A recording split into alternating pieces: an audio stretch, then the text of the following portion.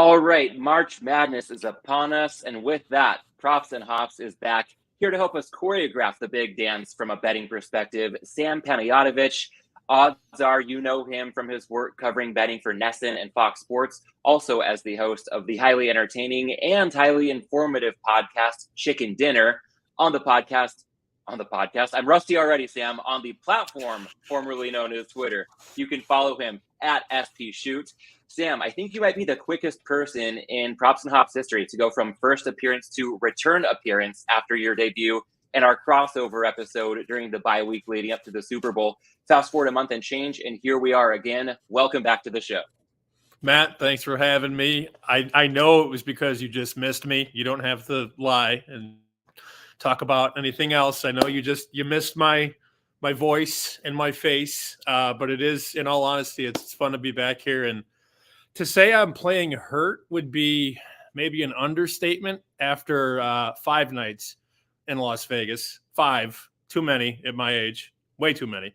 But these lines have been blasted around for about 3 days now. I brought my old school paper bracket from the Superbook, and yes, this is my favorite time of the year, man. I mean, it has been since I was like 9 or 10 years old, filling out that bracket for the first time. Well, maybe somebody who's with us live has a clue where your bracket might be going with one team you're in love with. Dan Rivera noting the love-hate relationship with Sammy, keeping the gaslighting going with Kentucky. So we'll all see what unfolds there soon enough. To those of you with us live on YouTube and Twitter, thank you for tuning in. Feel free to jump in the chat with any questions or comments, and we'll look to work that into the show where possible. Sam, I would like to start with a bit of your background. Didn't have a chance to cover that too much during our crossover episode. And a few quick questions to set the stage. First off, I'd love to learn in your own words about your background in betting. So that started, everybody's got those uncles, right, that are bookies. I had a couple of those, and a couple of my dad's buddies like to bet, football games. And I would pick the games for them in college basketball. Like when it got to Big Ten season, and I've talked about this a couple times. My dad's buddies would call the house and ask for Sam. Well, my dad's name is Sam too. And my mom would give the phone to my dad, and they go, "No, not you, your son." And then my dad would hand me the phone, and they'd be like, "Who do you like in the Minnesota-Iowa game?" or whatever. So that was like freshman year of high school. And, like a lot of us on the south side of Chicago, we started probably gambling too early, 15, 16, sucked at it for the most part. When you actually start playing, it's one thing to give people bets, another thing to actually learn how to build a bankroll and, turn profit over time. That took a lot longer because it's one thing to pick games. It's another thing to bet and do it well. Was always doing it, through college. We started a podcast called Chicken Dinner, which you've been on in August of 2016 with Joe Ostrowski, who was at The Score. I was at WGN Radio because we couldn't really talk gambling on the radio. Crazy to think that, because every commercial now feels like it's for book A or book B. So it's come a long way. But my background was somebody who started to pick games early, sort of handicapping early, and then just got into sports radio. I was covering the Cubs, Sox, Bulls, Bears, and Hawks. I was calling play-by-play for UIC, the Flames, who were then in the Horizon League, and now they're in the Missouri Valley. So it was just a hobby that became a job when I moved to Vegas in 2018 and started working for VSiN. And from there, it's been Vegas to Chicago to Boston, and who knows where the next chapter will lie. I just love this industry, and I love doing shows like this, and most importantly, I love helping people make money. That's what I love to do. It's stressful. It's something when you lose 3 in a row, you hate yourself. But as you know, if you're doing the right thing and making the right process, you're going to be in a good spot. I appreciate that answer. One of my questions next was going to be about your background in media. I think you spoke to that a bit. And what I'm really interested in digging into for a second is the intersection that you seem to live at when it comes to betting and media. I feel like a lot of people might be entertaining from a media standpoint. Admittedly, that's not myself. You bring that to the table in spades. Some other people skew more analytical, and that's definitely more up my alley. Few people, it seems to me, would qualify as both entertaining and analytical. And I think you kind of toe that line very nicely. So, Sam, I'm curious as to what your approach is when it comes to providing value in the betting space as a pretty prominent media personality, looking to give people both entertainment value as well as positive expected value from a betting standpoint. I try and be the same person on and off. Honest to God, what you see now is mostly what you get when this camera isn't on, and that's being true to yourself, no matter who you are. You got to be honest with who you are and who you want to be. So that's always been important. But I think when it comes to the intersection of media and betting, you have to be transparent. You have to be honest, and that's why if you go to the Chicken Dinner Twitter feed, there's a record at the bottom of every pick that I give out. And I never really wanted to be pick guy. It just kind of worked out that way. Like, I don't give picks on my own personal Twitter. I kind of have made the show become the pick place, because I think in a perfect world, like, I don't want to be pick guy. I've been approached to sell picks, and that's a stress I don't want in life. If you're paying me, I better be better than anybody. Like, you know what I mean? Like, guys that sell picks, I got love for them, but it's a tough life. And I know guys that sell picks, and it's very stressful, especially when the sales stop coming in, when you hit a little rough patch. But it's important to be upfront, to tell people what's right, and to not mislead them. And I think if you can do those three things, you're better than most. All right. Well, I think we've set the stage quite properly for the rest of this conversation when it comes to all that you bring to the table. This Thursday through Friday in Vegas, we've got a bucket list pilgrimage for bettors and sports fans everywhere. Wall-to-wall first-round action. Sportsbooks are going to be the ultimate scene for some of the mayhem that's sure to unfold. But Sam, before we get into that, which we will in short order, you were in Vegas last weekend for Conference Championship weekend. How was that experience? We went to the Mountain West game on Friday night, and I almost wish I didn't go. And the reason I say that is because we made a gang bet. One of the boys said, "I love Colorado State," in the first half. It was just one of those moments where we maybe put a couple too many chips in, and Colorado State lost the tip and went down 11-0 in the first half. And that's no fun when you got 6, 7, 8 guys that are all excited, and that's the hardest part, I think, about going to Vegas, is that it happened to me on Friday. I had a good trip. It wasn't a great trip from a betting standpoint, because I did have a little bit too much relative to the usual bet on a random Mountain West semifinal first half, and for me to sit here and tell you that is pretty, it's pretty embarrassing, but it does happen. And I think when you go to Vegas, and who am I to tell you what to do when I just told you what I did do? You got to have a game plan, and you really shouldn't deviate from that. I think a lot of people, they bet on the go when they go to Vegas. In a perfect world, Matt, I have all my bets on Thursday and Friday already in, and I did put 11 bets on social, and they're already in.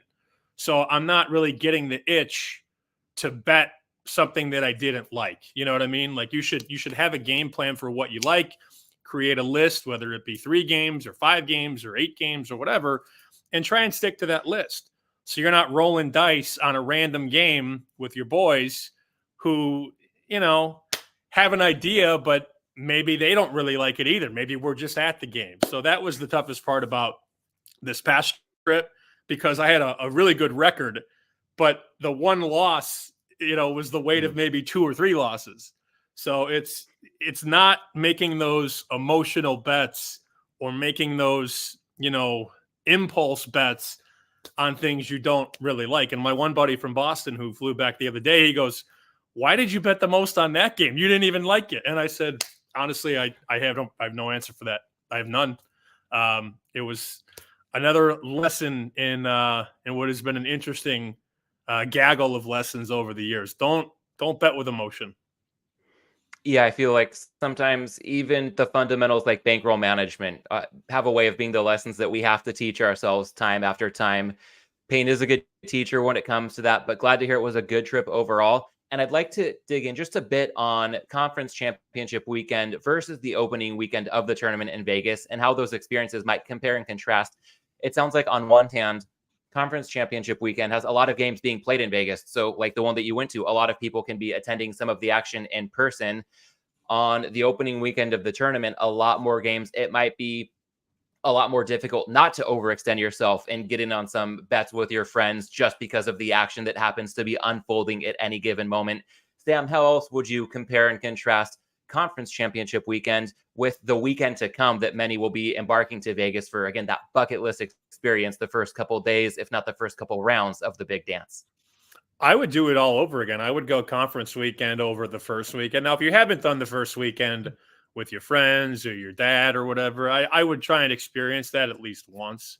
If you haven't gone yet to the opening week of March Madness, it is a spectacle, but it's crowded, it's expensive. Sports books are full. There's not a lot of, like, you're watching behind a pole or whatever because all the theater seats are full, or you might have to pay to watch at some of these places. So there's a lot less foot traffic. But most importantly, there are more games. And the more games you can bet, the more likely it is that the bookmaker has a bad number. That's why the NFL is so hard. It's once a week, and there's only 32 teams. College basketball on a Saturday, you could have 100 games in the regular season. So when we think about the tournament that begins on Thursday, you got 16 games on Thursday, and you got 16 games on Friday, and we keep going down by 50% until we get to the end. On that Friday, I want to say there were 90 games, and you could find those edges in those games because the more things there are for the bookmaker to have to account for, the tougher it is to be, up to speed on a lot of these things. Like, there were a couple injuries in conference tournaments that, like, the books didn't even know about because they're taking bets on so many games and they're all day. I mean, it's tough. And I was talking to some of these guys on that Thursday, Friday, Saturday swing, and they're like, we've been booking bets literally all day. The Purdue game on Friday started at like 9:00 in the morning, and the last game tips at 10:00 at night. So some of these guys are booking bets and moving markets and, counting and rounding for half a day. And that's exhausting. So you can find these spots in conference weekend because of all the games and all the teams and all the things to have to pay attention to. You can do well if you find the right spots in conference weekend. Well, with the challenge of a shrinking attack surface in mind as we get to the tournament, the big tournament, and ultimately down to smaller and smaller stages, let's go ahead and dive into some March Madness betting tips. Sam, I think one spot that would be great to start on would be looking at things from a macro level, tendencies versus trends. A lot of bettors are looking at trends this time of year. And from my point of view, I know I'm not alone in this. Trends to me are often misleading and outright lacking in any predictive value whatsoever. But on your chicken dinner episode on March 8th with Giants Badger, great interview if anybody hasn't caught it yet, you guys took this to the next level, exploring the notion of tendencies versus trends. And I'm wondering, for somebody like myself and a lot of people listening who might be skeptical when it comes to trends, why might there still be some value in making sure that we don't overlook tendencies as we enter March Madness? Yeah, it was, and he led that conversation mostly. I just kind of wound him up and let him go because that's a very sharp guy. And I was amazed when he told me how old he was. I said, "Oh my God, if I was half that smart at his age, I'd be living on an island somewhere." But I think, there are these trends that, since 2002, this happens 80% of the time. And it's like, these kids weren't even born yet. Like, it doesn't matter what UConn did in 1998. Like, that has nothing to do with what UConn's going to do in this tournament. But then, like, here's a trend that I do think actually has some value. Jimmy Root put this out the other day. Dana Altman in the dance as a dog is really, really good. And Dana Altman overall in the dance is 15-6-1 against the number. Now, Matt, that's not a big sample size at 22 games, but 15-6-1 proves that Dana Altman knows how to coach in these tournaments, and he makes you money. How about another one? A guy like John Gross, who's now the head coach at Akron, 7-1 against the number. And usually John Gross, I mean, he had that run at Ohio with DJ Cooper, that smooth lefty from Chicago. They went to the Sweet 16. He's had a couple really nice covers at Akron. Didn't really do much at Illinois, and he was, obviously fired for that. But I think the tendency for Dana Altman teams and John Gross teams to be competitive and hang inside that number is way more important than, well, here's a look at what this program has done since 1998. Like, it doesn't matter. But coach centric, coach specific stuff does matter. And then more the tendencies. And GB was the one that brought this up. I play first half unders every once in a while, but this guy's playing mostly first half unders in these March games, because you never, ever, ever, ever, ever are going to get a 15 or a 17-point minute in the first half. It doesn't happen.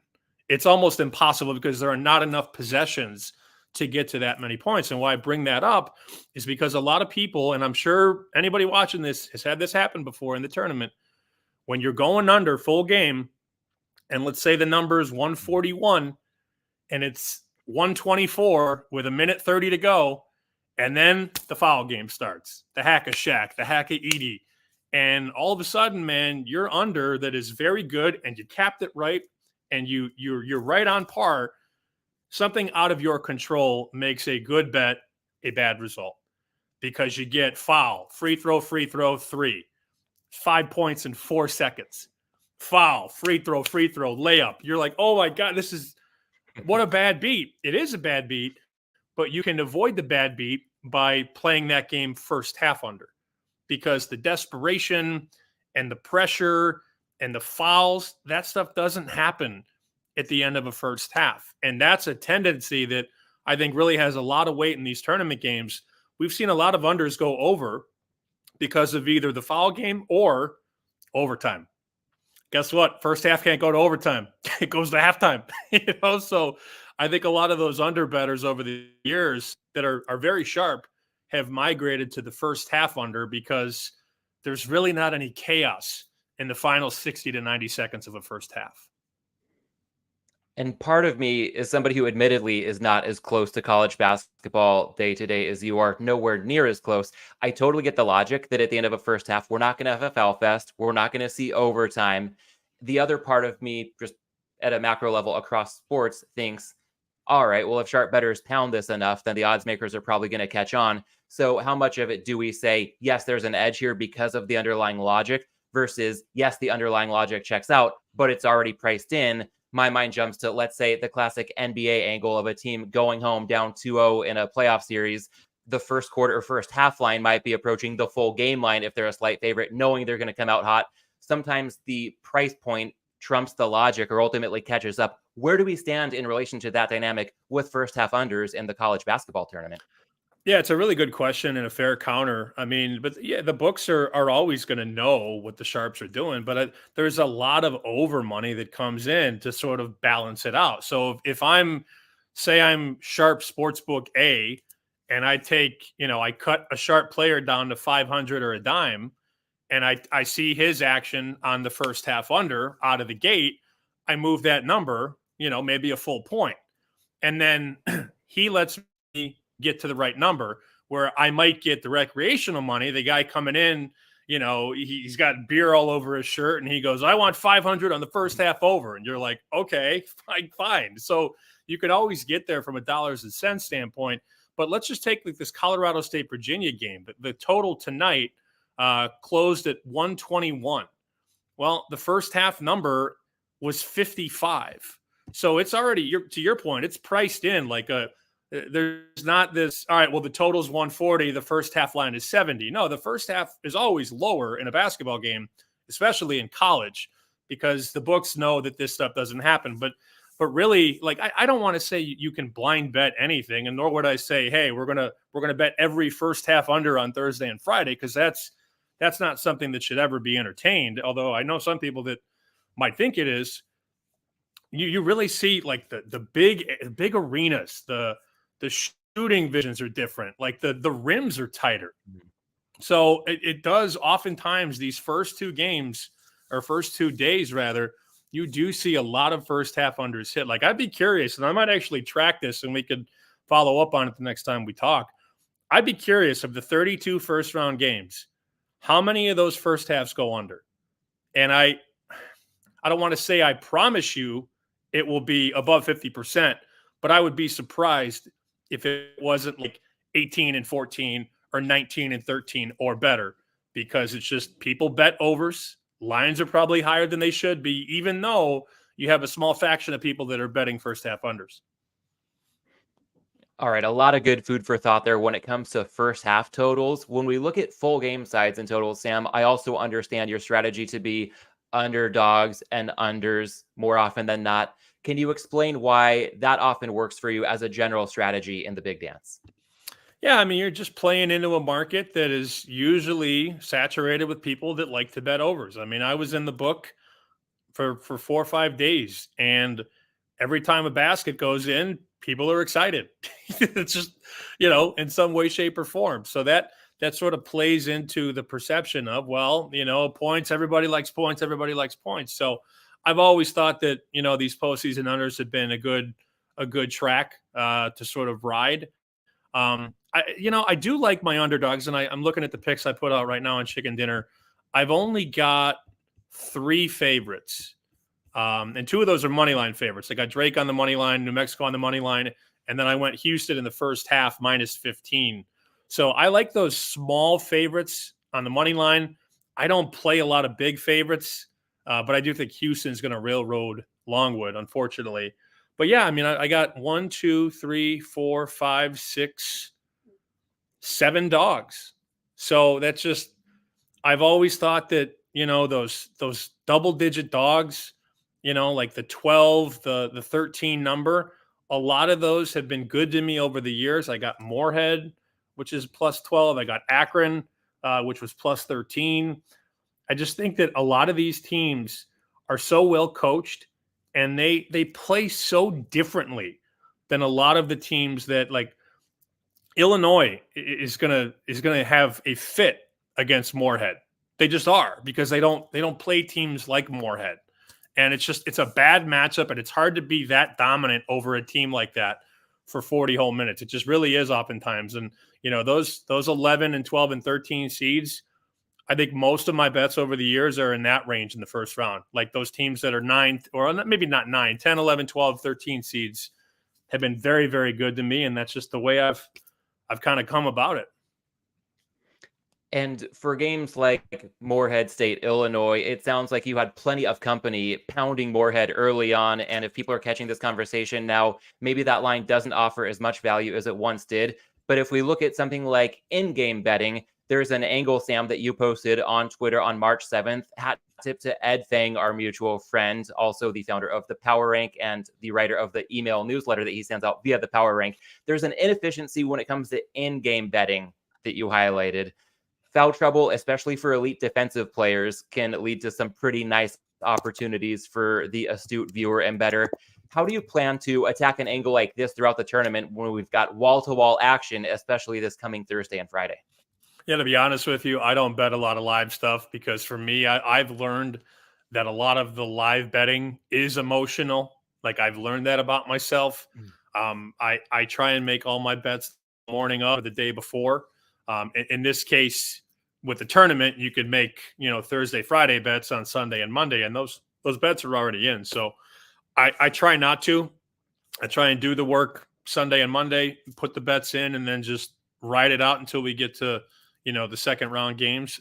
I don't bet a lot of live stuff, because to be honest with you, I am not sitting at a computer watching games. I'm usually out watching games with my friends, and those are moments you don't want to be firing up the app, if you know what I mean.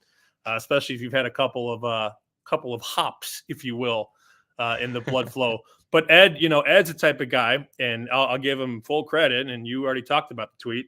Ed's going to bet his numerical and mathematical edges, and what he was basically saying was that a player like Zach Edey, if he gets 2 early fouls, the book is spitting out like an algorithm bet based off of how the game is playing, what the live total is, and all that. But he's saying that the models don't always account for the elite guys on defense. And he ripped off 3 guys on top of Zach Edey: DeJuan Harris at Kansas, which is another interesting team, because it sounds like McCullough's not going to play for Kansas, Jamal Shedd for Houston, and Ryan Kalkbrenner for Creighton. And Ed was basically saying, look, if those guys are in foul trouble, you got to look at different ways to bet the game live. I'm not going to do it, because I'm not going to be paying attention to live numbers. I already got enough going on. with the pre-flop bets. But I think it's a very good conversation for people like Ed and the guys in the book that he always talks about with Matthew Davidow and is it Ed Miller? I think like those guys, Yeah. they live for that, and they're very good at it. They can speak to it.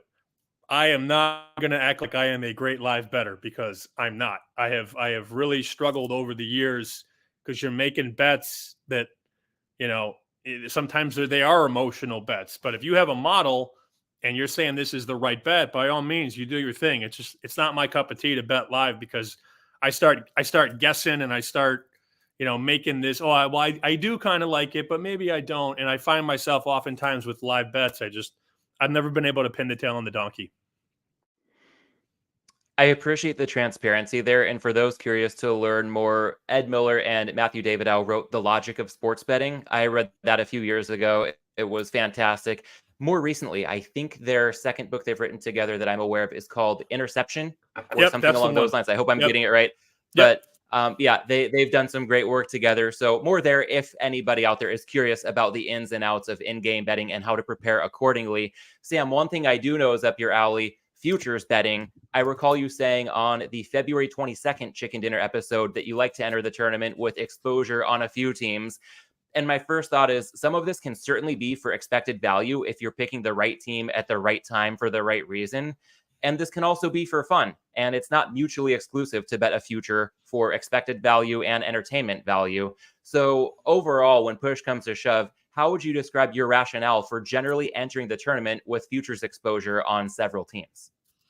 Yeah, I only have two. It's not like I've got 7 or 9 teams. And I just always try and peg a team that I think is going to get off to a good run. And, 2 years ago, it was Kansas. It was 20-1, and they go off and they win the whole thing. And I was very happy with that. And I would add a team or two to the list over the course of a season. Last year, I was Texas. And I was feeling really good with them. Final Four, 6-1, and national title at like 22-1.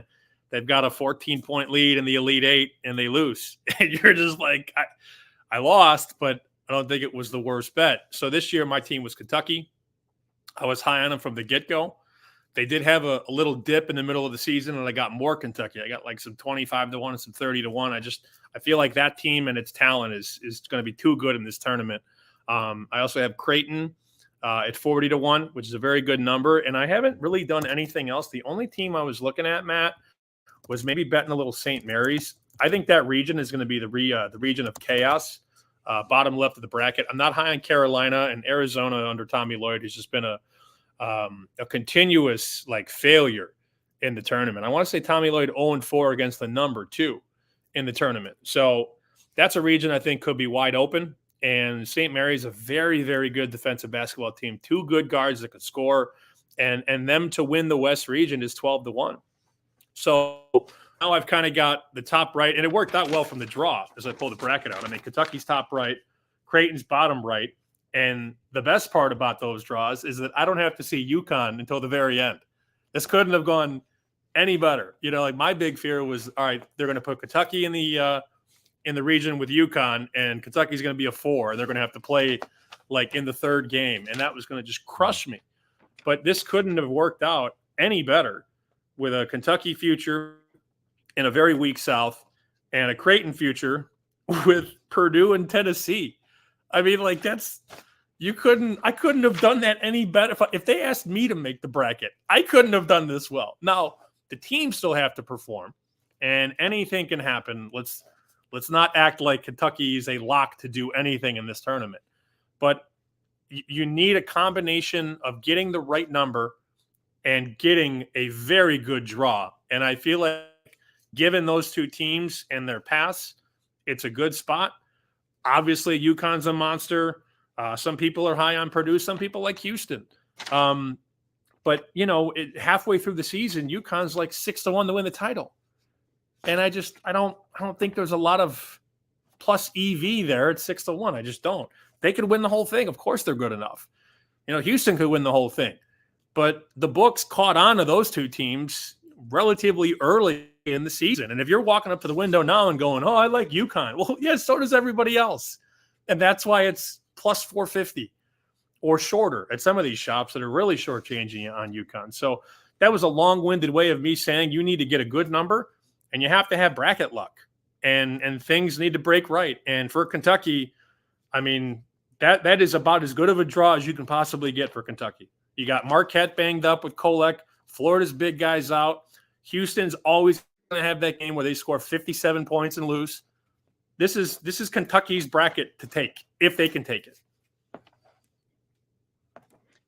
And Sam, it sounds like you got a good number on Kentucky. You got a good draw with the bracket. And I think back to last week's Chicken Dinner episode, I know the bracket hadn't been revealed yet, but it sounded like you were getting some trepidation because market optimism seemed to be going through the roof on Kentucky. And my thought was, hey, that's great because that only makes your price better by comparison because you got down on Kentucky early and often by the sound of it. You might have as much Wildcats exposure as anybody I'm going to come across. So with that in mind, I'm wondering if you could take us inside the psyche of the bettor and why the inflated public perception makes your number look better by comparison, but still seems to be causing a little bit of anxiety. I have anxiety because of the coach. That's really what it comes down to. You know, this is a guy, when he had Devin Booker, he played Devin Booker like 19 minutes a game in college. And Devin Booker is one of the most lethal scorers right now in the NBA. And Cal didn't really play him that much in college. And that was on a team that I think started 37-0. And I saw some of the stuff this week because Kentucky did lose in the SEC tournament, which I'm actually okay with. I thought that was a good loss. I'm not upset that they lost in the SEC because if anything, it sort of like wakes them up like, hey, you guys better bring it or you will be beat. Cal was saying the other day after they lost, he's like, I might play the 7-footers a little bit more together. And I'm thinking he still doesn't know his lineup. It's March 19th and he doesn't know his lineups yet. He's still tinkering with the lineups.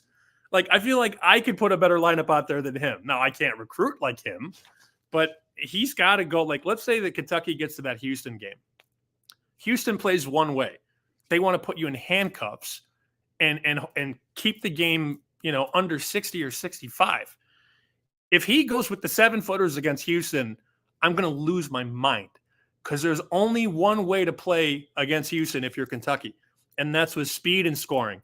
You got to go death lineup like the Warriors used to do with Draymond and Steph and Clay and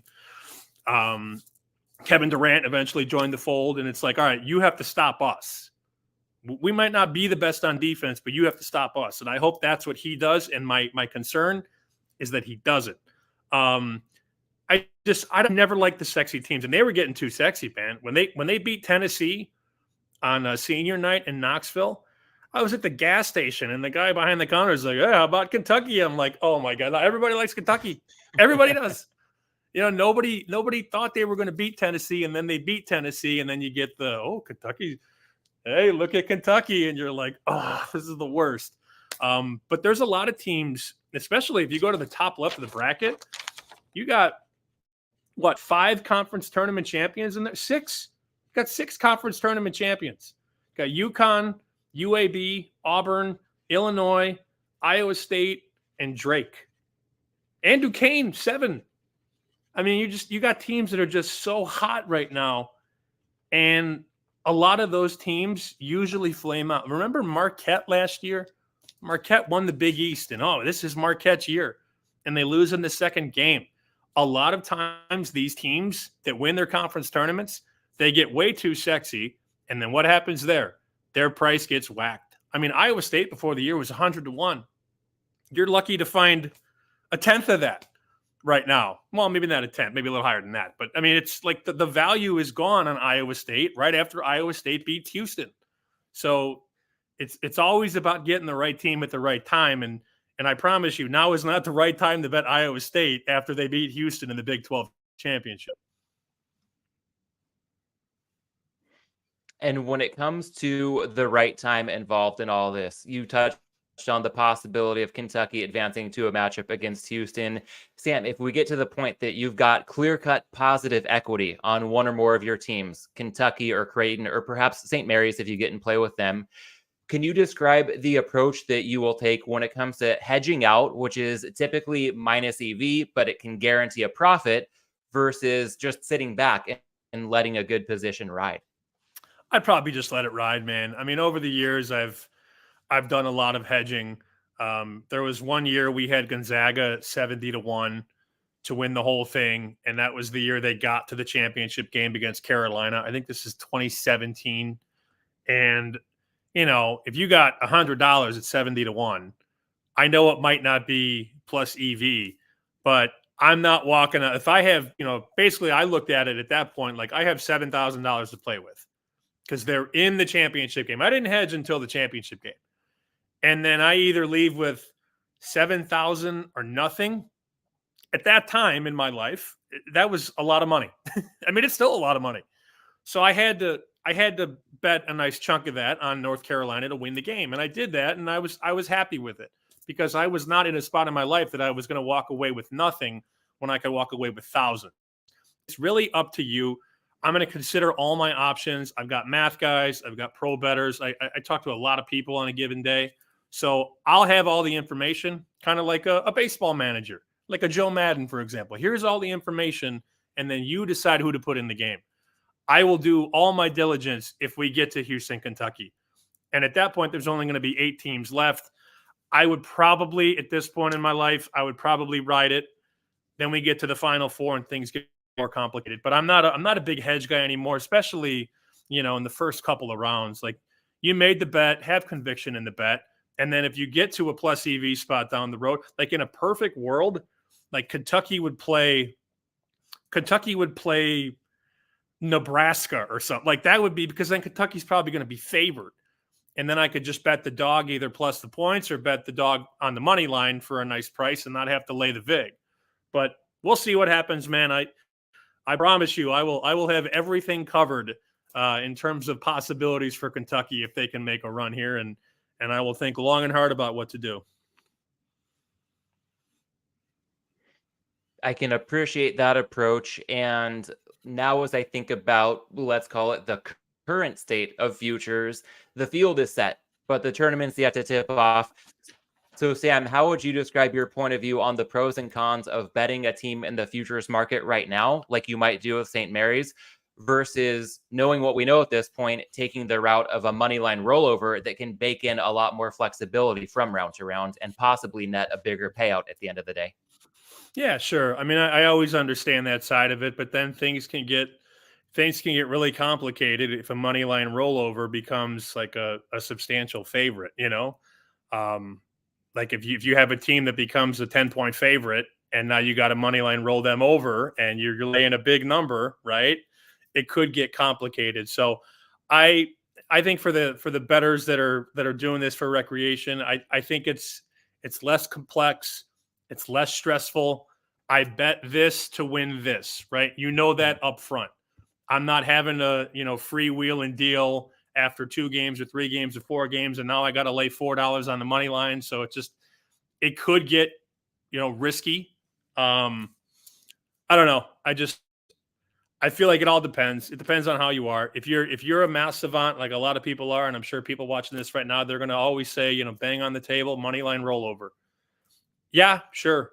But then do you have the capital to roll it all out? You know what I mean? Like sometimes it gets tricky, especially if you're playing with credit. If I got to lay UConn to win this game and UConn's a 12-point favorite, it could get hairy. So I've never been, opposed to people doing the money line rollover, but I think most people are more content with just taking here. Marquette is 30-1. Not saying I like Marquette, but let me just bet 100 to win 3,000. And I know what I have and I know what I need. And there's no calculation. There's no mad science. It is what it is, as opposed to, betting this and then betting that and keeping it down the line. So it's a fun conversation. I'd love to hear your thoughts on it, because that's more in your ballpark than mine. Like the math side of it and the rollover. Like it sounds like you think the money line rollover is probably a better play, huh? I do if you're just purely a mercenary about ROI, but I really appreciate having this conversation with you, because I can speak till I'm blue in the face about, hey, not always, but most of the time, I think we can safely assume the moneyline rollover will net a better return on investment. And part of that is because you can shop around for the best money line from round to round. You're not locked in at the price of any one book. And at the same time, there's a nice element of flexibility where if there's an injury or suddenly the path unfolds such that there's a matchup you don't like, you've got a ripcord and you can take the money and run. That's all well and good, but unless you're willing to do the work, I think your point really resonates with me that for a lot of people, this needs to be fun and it needs to be simple. So let's not overcomplicate it, depending on the level at which any bettor might find themselves at this moment. One thing I think that does stand out about what you said is the money line rollover could get tricky if you don't have the capital to handle things properly. To that, I would say maybe a word of caution, even to the straight up futures bettors, because if you're concerned about having the capital to finance a money line rollover, I think futures can mask that. If you're a $5 or $10 bettor, just for fun money, betting $5 or $10 on a big future, the money line rollover approach really magnifies. If you get to that championship game or the Final Four, suddenly the amount you have in one game is way bigger than that standard $5 to $10 bet. So it can be a nice cautionary tale in bankroll management. Maybe bet futures if that's simpler, if that's easier, if that's more fun, have at it. But you probably want to throttle back relative to what you would bet on a typical standalone game. Does that logic check out? 100%. I'm looking at a team right now, and as you were talking, I was looking at UConn. Good Lord, 350 at one sports book right now to win the whole thing. That's such a bad number for them. I mean, it shows how dominant they are and how feared they are, but this is a team that was, 16 or 18 to 1 coming into the season. And now there's going to be that person that walks into a book or logs into an app and bets them at plus 350 and thinks it's a good bet. And I don't think it is. Even if it wins, you're literally, you are jumping onto the caboose of the train and holding on to the rail at plus 350. Yeah, I mean, it is what it is. And let's see, the highest price in the market, 4 to 1. That's it now. So they've taken even more UConn. Yesterday I was looking, it was like 450. It's even lower now. And I guess that has something to do with every pundit saying, well, UConn's a lock to go to the Final Four. And I'm watching the CBS game, and UConn's, picked by Clark Kellogg and Jay Wright, and everybody's picking UConn. And that plays into a bigger appetite for what's already the most sexy team in the country. But, for somebody, like, that's where it gets tricky. Like, all right, you tell somebody that doesn't really know a lot about the rollover situation, tell them they got to lay minus 8,000 in the first game with UConn. They're going to be like, I'm not doing that. So I think, like, already out of the gate, if you take somebody that doesn't do a lot of the math stuff and you go, all right, here's $100, bet 100 to win 400, or bet 100 to win. I mean, how much would I even win? I'd bet $100 to win 101. Like, I'd win $1.25. So, like, people just don't want to do that. They want to, and I understand it, because I'm like, wait, why am I betting $100 to win $1.25? I don't want to do that. Especially after somebody laid 40 to 1 on Purdue famously last year, and that didn't come through like we had all assumed was a given. Yeah. I don't think that, who are they even playing in the first round? Stetson. I don't think they're going to lose to Stetson. But when we talk about the money line rollover with the favorites, that's more so what I meant. When we're talking about the UConns and the North Carolinas and the Houstons, it gets tricky because you are laying a lot to win a little in the first round for sure, and maybe even the second round. But if you're looking at a team, let's take a team like Gonzaga. Like, that's probably a team that if you rolled them over, you're getting a really fair shake. You're like probably a much more substantial shake than you would get Gonzaga. I don't have Gonzaga's prices up. Gonzaga to win the title is 60 to 1. Well, after that first game against McNeese, if they play Stanford, maybe they're a small dog, but then they're going to be a dog out. They're going to be a dog against Purdue. They'd be a dog against Tennessee. They'd be a dog against Creighton. They'd probably be a dog after the first weekend. And that would play into your point about rolling that over at plus 140 or plus 160, as opposed to having to play UConn money line the whole way and lay exorbitant prices. Well, you touched on UConn specifically when we spoke to the moneyline rollover dynamic. Sam, another bet regarding UConn that I know caught your attention. If we talk props for a moment here, Circa had an offering that generated buzz. UConn or Purdue versus the field to win the championship. Now, I know the field was heavily juiced, but it sounds like you might not have thought it was juiced heavily enough. Is that a bet that you were able to get down on this past weekend in Vegas?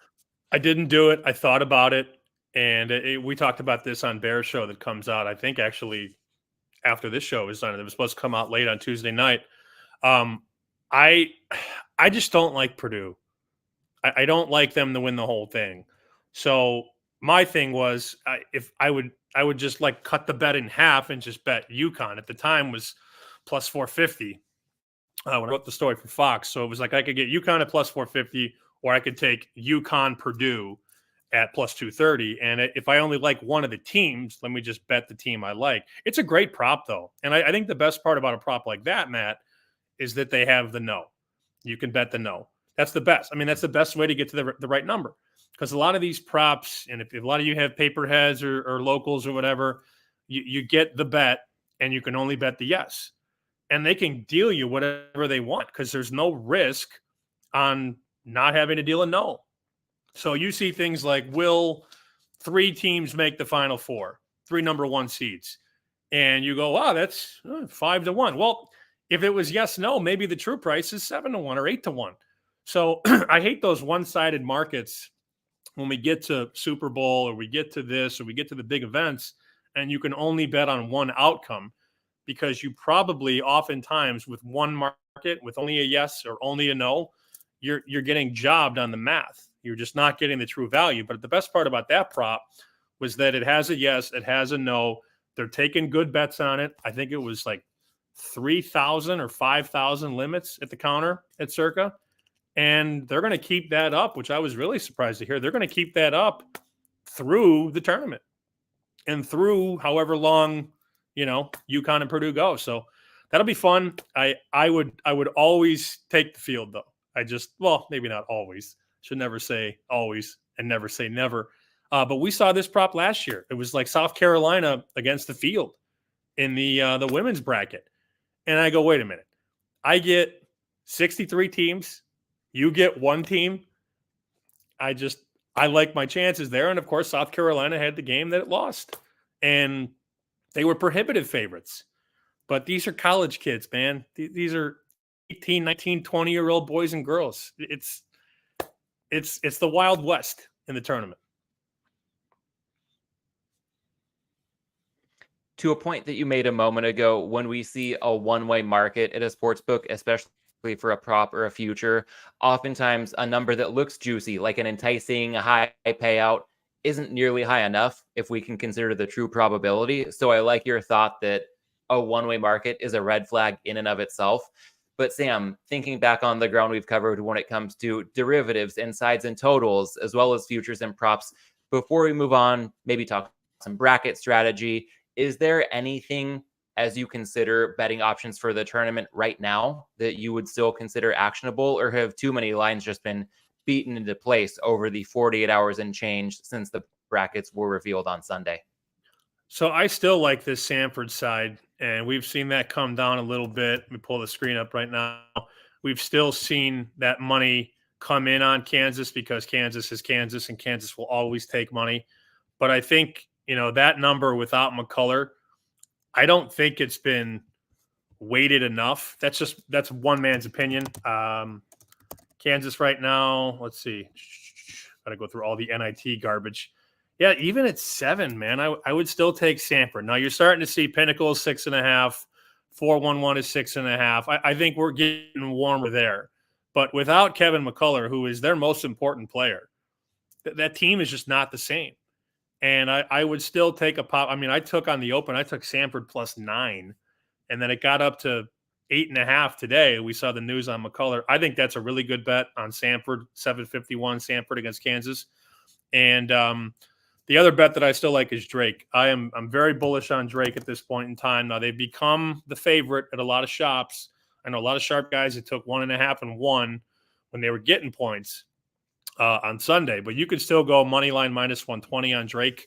I know that's not the best of the number, but I would much rather you lay 120 than lay 1.5 at minus 110. I think the 1.5 is worth a lot more than 10 cents. So that's a team I just really like. I love their coach. I think they play really good defense.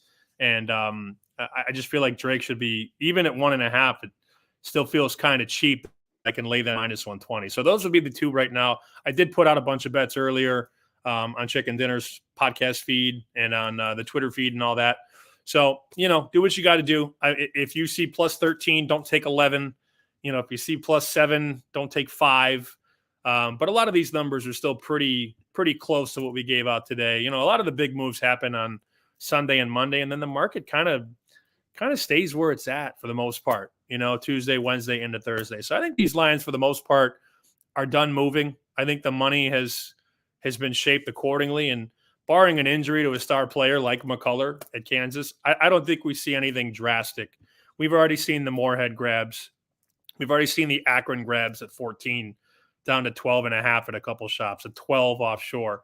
So I think the big sharp moves are mostly done on a Tuesday night. You could get 1 or 2, but I think we're pretty set going into the first round.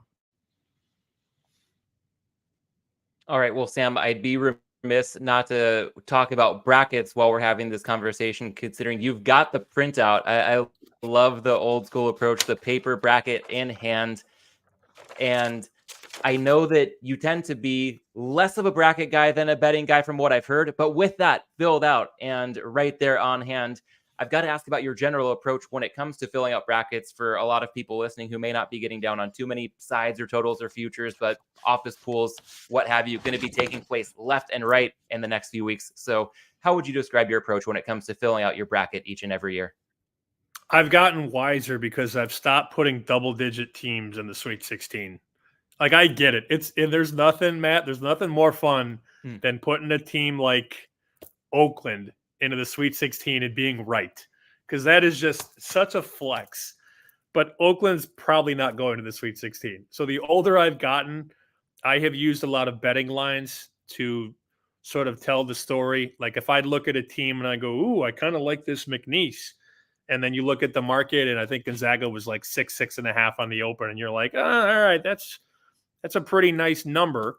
I mean, it's a lot of respect for McNeese, but it's still, McNeese is a substantial dog.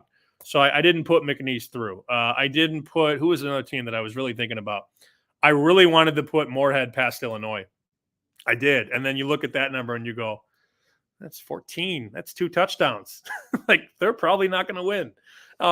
It could happen, but I put a lot more emphasis on putting more favorites forward in the first day or the second day. And then I open it up later. Like, I only have one number 1 seed, and that's UConn, top left. So I got St. Mary's bottom left, Kentucky top right, homer, and Creighton bottom right, homer. So when we look at my bracket and I speak about it out loud, I realize I just put 2 of my teams I have futures on and the best team in the country, and then a sleeper in St. Mary's. I wish I had this immense science or this huge bracket system. It's just going with my gut, man. I'll probably rip this thing up by Saturday, if not Friday. Especially if Kentucky loses to Oakland and Greg Campy. I would be very sad if that happens. But I put less teams of the 11, 12, 13, 14 cloth. I put them less far. Like, if you want to put one team to make a run, like a Drake, who's a 10 seed, or a Samford, a 13, or a New Mexico, an 11, go for it. But I wouldn't be putting multiple double-digit seeds in the Elite Eight, because it usually doesn't work out that way. It's nice to win one game, like Princeton against Arizona, but usually that team doesn't win a second game, like Fairleigh Dickinson last year. It's just usually the very sexy underdog team that has the big upset can never repeat. Furman last year, perfect example. Furman wins that first game, awesome game, gets blown out. St. Peter's a couple years ago, wins a game or 2 and then faces Carolina and gets destroyed. Over the years, I have learned that Cinderella, excuse me, if I could speak, Cinderella doesn't really go on that many runs in the bracket.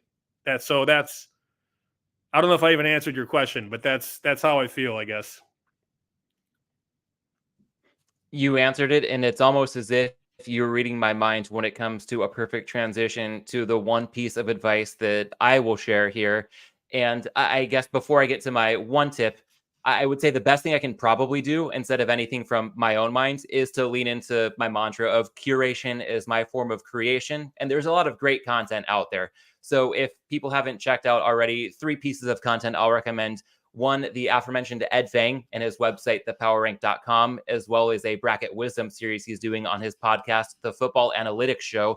Don't let the name fool you. The Football Analytics Show is providing some great March Madness bracket advice right now. Also, the Establish the Run podcast episode yesterday, some good bracket strategy. There's another football-focused podcast putting out some good March Madness content. And then I'd really highly recommend yesterday's Circles Off episode on bracket strategy. I think that was excellent, went really in-depth with good insight from Rob Pizzola and Johnny to help you prep for any type of pool that you might be looking at. So the top takeaway that I will share here to distill it all down to one actionable objective for those of you, since you're listening to this show, would be that the goal is to have a champion whose true probability of winning the tournament is greater than the percentage of brackets in your pool that will be picking that champion. So the concept here, Sam, building on what you shared, early round upsets are really fun. We know they're going to happen. We're pretty bad at predicting them. And at the end of the day, most pools reward wins more with each passing round. So getting the right champion can be so much more important than nailing those fun early round upsets. I know this might sound boring, and I'd say the exception to this being boring is that there's nothing really boring about winning pools and collecting cash accordingly. So an example I'll share here to make it real with this year's field, harkening back to yesterday's Establish the Run episode, they were talking about public pick data from ESPN at the time of their recording, and admittedly, they acknowledged there are more in-depth methods for finding good pick percentages, but ESPN's data is a good, quick, and easy starting point. And a team like UConn getting picked as the champion in more than 26% of brackets, based on a no-vig line that I've found at a sharp offshore book offering a two-way market on championship futures, the true odds for UConn to win less than 20%. So if we're looking at more than 26% of brackets picking UConn with a true probability being implied of less than 20% that they actually win it, I think that's telling us it's going to be really tough to unlock any value picking UConn as the champion if your pool has much more than 10 brackets. Reason being, even if you're right picking UConn and they won the title, you're going to have lots of competition that's also on the Huskies. So Sam, this part might piss you off. You might bounce from the stream early, but I'd say if somebody wants to look at a contrarian pick, I've got my eyes on a team like Purdue, not because I think they're going to win it, not because I like them or know anything about the team other than the fact that they have this really tall, really good player named Zach Edey. But they were being picked 8% of the time, according to ESPN, lowest among all the 1 seeds, 3 percentage points behind North Carolina. And on one hand, that's perfectly understandable. Last year, Purdue famously became just the second number 1 seed ever to lose in the first round. And they have a history of shrinking on the biggest stage. I think you've been banging the drum that Purdue hasn't been to the Final Four since 1980. And UNC, they're also a 1 seed this year. And when it comes to pedigree, they're as much of a blue chip program as there is. And they played in the title game as recently as 2022. So there's some nice recent history there as well. But based on what I know, Sam, correct me if I'm wrong here, it's hard not to argue that Purdue is clearly the better team than UNC right now. And I think this gives us an opportunity to use public perception to our advantage here. I think it's worth noting the first 1 seed ever to lose in the first round before Purdue was Virginia back in 2018. They won it all the next year. And if you picked the Cavs like I did in 2019, odds are you recall how sweet it was that almost everybody else shied away. And I don't want to get carried away on too much love for Purdue here, but I think to bring it back to this overarching point that I'm trying to make, their true odds of winning the title at the same sharp sportsbook offering a two-way market greater than 10%. So that's plus EV right there. If we just say, hey, about 8% of people are picking them, a true probability of greater than 10%, not a big edge. And yes, almost 90% of the time, this is going to be wrong. But unless we're in a really small pool, I think that risk is offset and then some by knowing that about that 10% of the time you'll be right. Because of the general perception on Purdue being suppressed, this scenario is an opportunity to corner the market, as one might say, when it comes to a true contender. So, Sam, this is admittedly a pretty high risk, high reward process, But I'll say from firsthand experience and from the people I trust the most, over time, I think the rewards outweigh the risk with this type of approach, especially in fields that are this wide open, like what we're looking at this year. Any thoughts from your end? I know you don't love Purdue, but maybe Arizona, same thing. They're in UNC's bracket. Any thoughts on that type of approach to try to understand the math, but keep it simple enough at the same time? I actually don't hate Purdue. I was out on them last year, and I multiple times had tweeted about how Purdue was going to lose early, and I didn't think it was going to happen in the first game. I just didn't like their team last year, and I thought they had a lot of flaws that were very easy to see. And again, I covered this sport. Like I called 30 games a year for 10 years. I've seen a lot of basketball from the court. So I just didn't like their team last year. But this year, I actually, and you brought Virginia up, they actually give me Virginia vibes. Like, I think they can make a run, and I've got them in my bracket that, again, I would be happy to rip up on Friday or Saturday. I've got them going to the Elite Eight. So I'm not down on Purdue. And you said you found a number at a sharp shop that was 10% or so, right? There's a 8. No, that was a 10% implied chance that they win the title at no vig. If you look at the yes, no, and just take out the implied odds, 10% for Purdue. Got it. Because I was going to say Caesars has 8-1, which is what, 11%. So that's, yeah. If you like Purdue, I would take that number. And I think you're totally right about, zigging when people zag. I mean, I didn't really say that when you asked how do I fill the bracket out. I try and be different. I put UConn far, but I don't have UConn winning at all. So, yeah, that, well, you said what, 26% of the brackets have UConn? Like or 28%.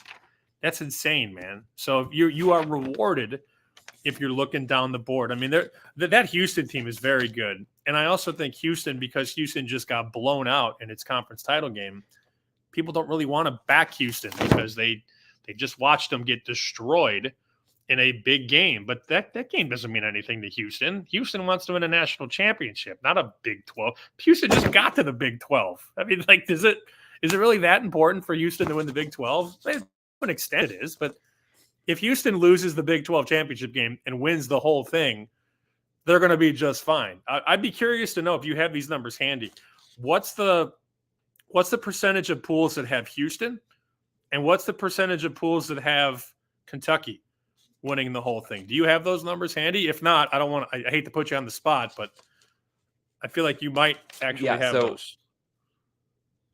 I should. I appreciate your respect for my preparation process in general. What I can say right now, I can give you a directional answer. Houston has been more or less in line with the true probability. So not a team like UNC or UConn where they're being overpicked, but not a team like maybe Purdue or Arizona where there's some expected value just without even thinking about it. Houston's more or less in line. Kentucky is one of those teams, to the earlier part of our conversation, they've become quite sexy. They might be the next most overpicked team after UConn and UNC. So I don't know if you want to hear that with your futures exposure. I'm not sure if that's exactly right, but I think while Houston is more or less in line with true probability, the pick percentage for Kentucky, I think, is skewed pretty heavy relative to their actual odds. Very sad. Very sad. It makes sense, though. It does make sense. But that Purdue strategy is great. And I'm going on a show tomorrow in Chicago, and the guy doesn't watch college basketball, and he wants me to help him pick his bracket out. And my first thing is, let's pick anybody but UConn. Because to your point, everybody's going to pick UConn.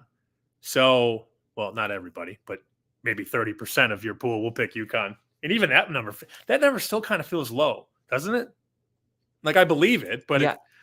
If a lot of people still haven't done their brackets. If I lined up 100 people and said, fill out a bracket, I have a feeling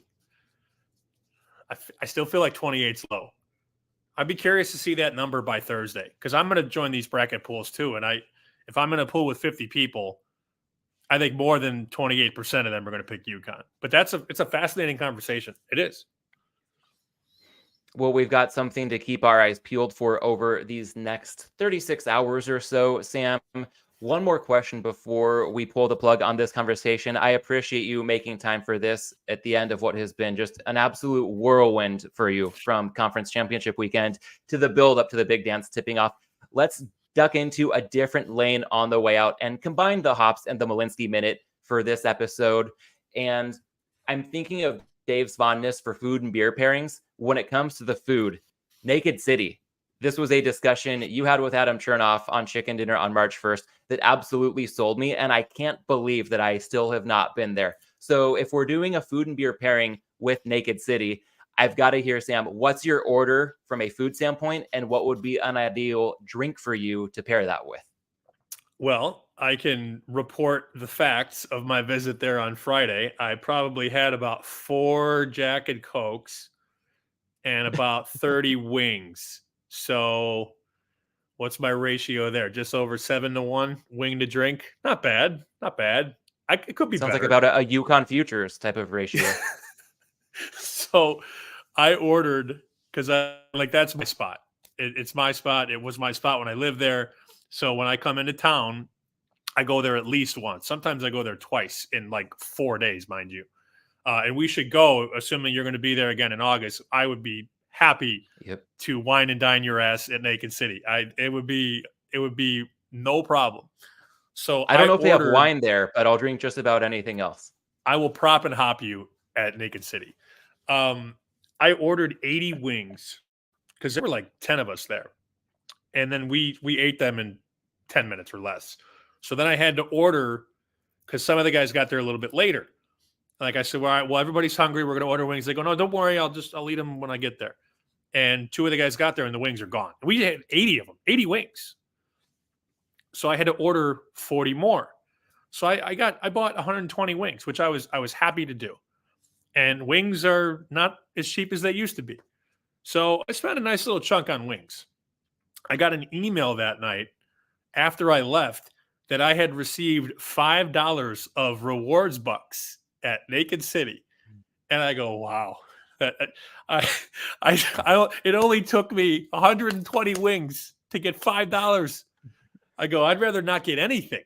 And my one guy goes, hey, $5 is $5. And I go, I just thought it was really funny that it took 120 wings to get $5 in rewards bucks. That doesn't exactly line up, but I will happily pay the price to go there. And I am honest, man. I go there every time I'm in Vegas, at least twice a year, sometimes 3 times a year. I'll go every time, and I'd be happy to take you there if we're both there again in August. We will indeed both be there in August, so I will make sure to plan accordingly. And Sam, as we wrap up this conversation, I want to remind everybody they can follow your work with Nesson, with Fox Sports, on the Chicken Dinner podcast, on Twitter at SPShoot. And by the way, if I've got my facts straight, your birthday is March 22nd, the day before mine. So happy early birthday. And perhaps we can parlay that Naked City food and beer pairing into a joint belated birthday celebration at Bet Bash 4 in August. You supply the Naked City order, I'll supply the beer, and we'll be off and running from there. That would be great. I did not bring hops today because I have hot pipes, man. So this is high quality H2O to close out the show. There we go.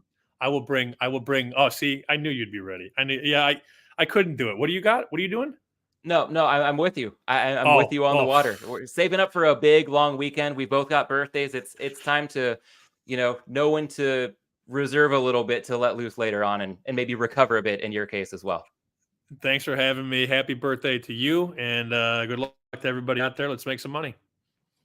Yes, to all of those with us. It looks like we've got, almost 1,000 people catching us live tonight. That's got to be some sort of a record. Thanks to Sam. That's a lot of credit to you, but also to everybody checking us out in the first show back after the Super Bowl. Appreciate the time. We will be back at it next week with my dear friend, the endlessly entertaining Connor Riley, for our annual Major League Baseball season preview extravaganza. In the meantime, everybody, best of luck with your bets and brackets, and enjoy the madness.